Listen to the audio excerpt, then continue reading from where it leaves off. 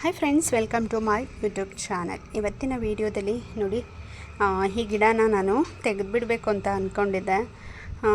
ಇದ್ರ ಸೈಡಲ್ಲಿ ಇದನ್ನು ನೆಡೋಣ, ಅವರೆಕಾಯಿ ಗಿಡ ನೆಡೋಣ ಅಂತ ಅಂದ್ಬಿಟ್ಟು ತೊಗೊಂಡು ಬಂದು ಈ ಕಡೆ ಸೈಡ್ ಇಟ್ಕೊಂಡಿದ್ದೀನಿ. ಈ ಇದರಲ್ಲಿ ಎರಡು ಕಲರ್ ಇದೆ. ಒಂದು ಈ ಕಲರು ಆರೆಂಜು, ಇನ್ನೊಂದು ಯೆಲ್ಲೋ ಕಲರು.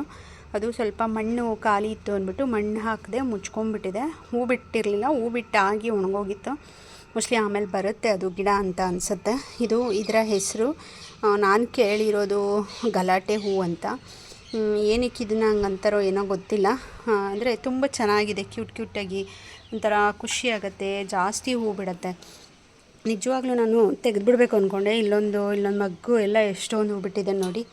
ನನಗಂತೂ ಖುಷಿ ಆಯಿತು, ಅದಕ್ಕೆ ಬಿಟ್ಟಿದ್ದೀನಿ. ಇದ್ರ ಜೊತೆಯಲ್ಲಿ ಇಲ್ಲೇ ಅವರೆ ಗಿಡ ನೆಡೋಣ ಅಂತ ಅಂದ್ಕೊಂಡು ಸುಮ್ಮನಾದೆ. ನೋಡಿ, ಎಷ್ಟೊಂದು 2-3 ಪಾಟ್ ರೆಡಿ ಮಾಡ್ಕೊಂಡಿದ್ದೀನಿ. ಇದನ್ನು ಮಾಡಬೇಕು. ಇಷ್ಟು ಹೂ ಬಿಟ್ಟಿದೆ, ಇದನ್ನು ತೆಗಿಯಲ್ಲ, ನೋಡೋಣ ಅದೆಷ್ಟು ಚಿಗುರಿ ಹೂ ಬಿಡುತ್ತೆ ಅಂತ. ಮೋಸ್ಟ್ಲಿ ನಾನು ಹೂ ಬಿಟ್ಟಾದಮೇಲೆ ಒಣಗೋಗ್ಬಿಡುತ್ತೆ. ಬೀಜ ಕಲೆಕ್ಟ್ ಮಾಡಿ ಇಟ್ಕೊಂಡು ಹಾಕಬೇಕೇನೋ ಅಂತ ಅಂದ್ಕೊತಾ ಇದ್ದೆ. ಸುಮಾರು ಒಣಗೇ ಹೋಗಿತ್ತು, ಒಣಗೋಗ್ಬಿಟ್ಟಿದೆಯಲ್ಲ ಅಂತ ತೆಗಿಯೋಣ ಅಂದ್ಕೊಂಡಿದ್ದೆ. ಅಷ್ಟರಲ್ಲಿ ಪುನಃ ಚೆನ್ನಾಗಿ ಬಂದಿದೆ, ಅದಕ್ಕೆ ತೆಗಿಲಿಲ್ಲ. ಸುಮಾರು ಸೀಡ್ಸು ಕೂಡ ಇದೆ. ಇದ್ರ ಸೀಡ್ಸು ಒಣಗಿದ್ಮೇಲೆ ಚುಚ್ಚುತ್ತೆ, ಅದು ಮುಟ್ಟೋಕ್ಕೆ ಭಯ. ಅದಕ್ಕೆ ನಾನು ಕಲೆಕ್ಟ್ ಮಾಡೋಕ್ಕೆ ಹೋಗಲಿಲ್ಲ. ಬಂದರೆ ಗಿಡ ಅಲ್ಲೇ ಬರಬೇಕಷ್ಟೇ. ಅದಕ್ಕೆ ಈ ಗಿಡನ ಹಾಗೆ ಕಿಳಕ್ಕೆ ಅಂದರೆ ಕೈ ಹಾಕೋಕ್ಕೆ ಹೋಗಲಿಲ್ಲ ಅಂತಲೇ ಹೇಳ್ಬೋದು. ನೋಡಿ ಎಷ್ಟು ಚೆನ್ನಾಗಿ ಬಿಟ್ಟಿದೆ ಅಂತ. ನಿಮಗೆಲ್ಲರಿಗೂ ಏನು ಅನ್ನಿಸ್ತು ಈ ಹೂವು ನೋಡಿ ಅಂತ ಕಮೆಂಟ್ ಮಾಡಿ, ಆಯಿತಾ. ಸೇವಂತಿಗೆ ಗಿಡ ಎಲ್ಲನೂ ಚೇಂಜ್ ಮಾಡಬೇಕು ಆ ಥರ ಎಲ್ಲ ಅಂದ್ಕೊತಾ ಇದ್ದೆ. ಅಷ್ಟರಲ್ಲಿ ಎಲ್ಲ ಅದರ ಸೀಸನ್ ಬಂತು ನೋಡಿ, ಎಲ್ಲ ಮಗ್ಗು ಬಿಡ್ತಾ ಇದೆ, ಸಣ್ಣ ಮಗ್ಗು. ನಾನೇನಾದರೂ ಚೇಂಜ್ ಮಾಡಬೇಕು, ನಂಗೆ ಟೈಮ್ ಇತ್ತು ಅಂತಂದರೆ ಏನಾಗುತ್ತೆ ಅಂದರೆ, ಹೂ ಬಿಡದೇ ಇರೋವಂಥದ್ದು ಸಣ್ಣ ಹೂವು ಆ ಥರದನ್ನೆಲ್ಲನೂ ಗಿಡನ ಸಣ್ಣ ಮಗ್ಗು ಬಿಡ್ತಾ ಇರೋ ಗಿಡ ಬಿಟ್ಟು ಈ ಸಣ್ಣದನ್ನ ನಾನು ರೀಪಾಟ್ ಮಾಡ್ಕೋಬೇಕಾಗತ್ತೆ. ನೋಡಿ ಎಷ್ಟು ಒಂದು ಮಗ್ಗು ಬಿಡ್ತಾ ಇದೆ. ಅಂದರೆ ತುಂಬ ದಿನ ಆಗುತ್ತೆ ಇದು ಅರಳಲಿಕ್ಕೆ.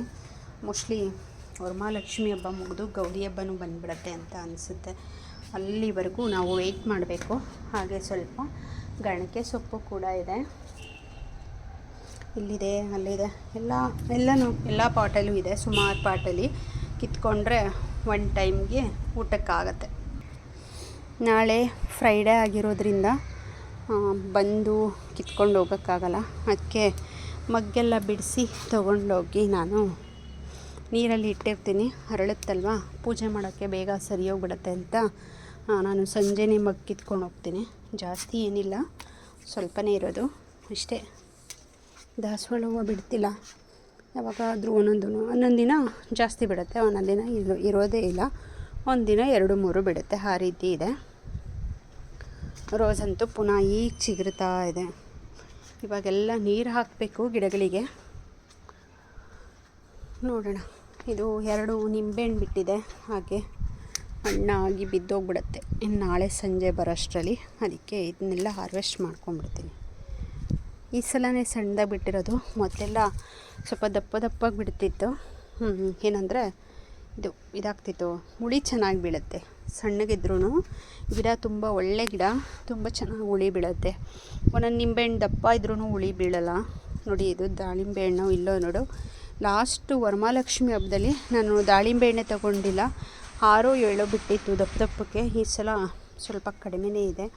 ಗಿಡ ಸ್ವಲ್ಪ ಬಿಟ್ಟಾದಮೇಲೆ ಕಟ್ ಮಾಡಿದ್ಮೇಲೆ ಸ್ವಲ್ಪ ಚಿಗುರೇ ಇಲ್ಲ. ಹಂಗಾಗಿ ಇದು ಹೀಗೆ ಉಳ್ಕೊಂಡು ಒಂದು 3 ಮಾತ್ರ ಬಿಟ್ಟಿದೆ ಅಷ್ಟೇ.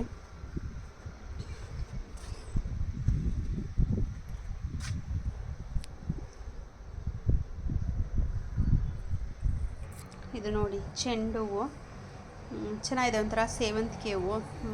ಅದನ್ನೇನು ಮಾಡಿದೆ ಅಂದರೆ, ನಾನು ಕಿತ್ಕೊಂಡಿರಲಿಲ್ಲ, ಗಿಡ ಎಲ್ಲ ಹಾಕ್ಬಿಟ್ಟಿದ್ದೆ, ಗಿಡ ಎಲ್ಲ ಆಚೆ ಹಾಕಿದ್ದೆ. ಅದೇ ಬೀಜ ಗಿಡ ಬಂದಿರುವಂಥ ಹೂ ಇದು.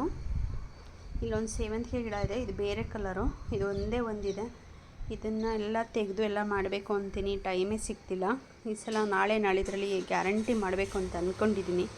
ಅದು ಮಾಡಿದಾಗ ಒಂದು ವಿಡಿಯೋ ಮಾಡ್ತೀನಿ ನಾನು.